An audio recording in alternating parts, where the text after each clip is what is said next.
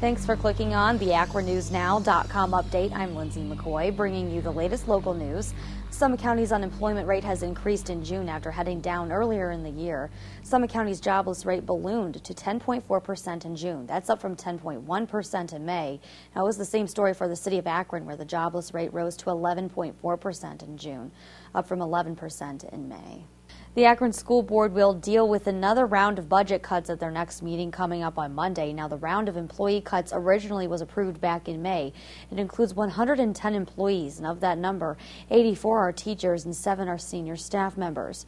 It's reported by the Beacon Journal that Superintendent David James will recommend 19-year veterans Connie Hawthorne, who's the Executive Director of Student Services, and Karen Ingram, the Executive Director of Communications, will be eliminated and their duties will be passed on to other staff members.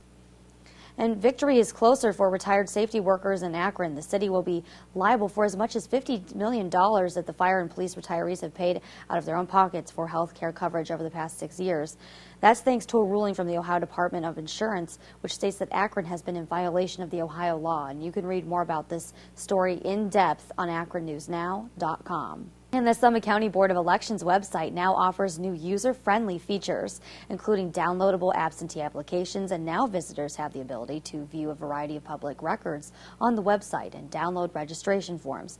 Up-to-the-minute election night results are now easier to access. Just log on to www.summitcountyboe.com. 3 Summit County Sheriff deputies were treated at a local hospital for injuries after a female inmate suddenly started screaming, then kicked and attacked the deputies. 19-year-old Samantha Price has been put into suicide restraints, and she was placed in a classroom for orientation when she became agitated and started punching the deputies. Price is charged with felonious assault on a police officer and disorderly conduct. Well, it'll be 6 months before former Portage County Municipal Court Judge John Plow can practice law after his license was suspended. The Record Courier reports the Ohio Supreme Court issued a suspension on Wednesday in a 5-1 vote based on violations of ethic rules when Plow served on the bench. Plow did not run for re-election, and while he says he understands this decision, he calls the ethical rules vague. And Tom Petty will be returning to Blossom in August. Live Nation announced that the concert has been rescheduled for August 31st. Now, the concert was postponed after guitarist Mike Campbell fainted on stage during a performance in St. Louis and required a hospital stay.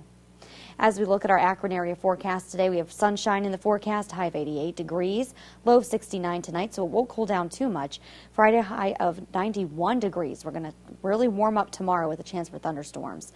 As we look at our 5-day forecast into your weekend, we'll keep the 90-degree weather around for Derby Day on Saturday. A slight chance for thunderstorms with a low of 68. Sunday, partly sunny skies with a high of 82 degrees, and we're back to work on Monday with a high of 82, mostly sunny skies.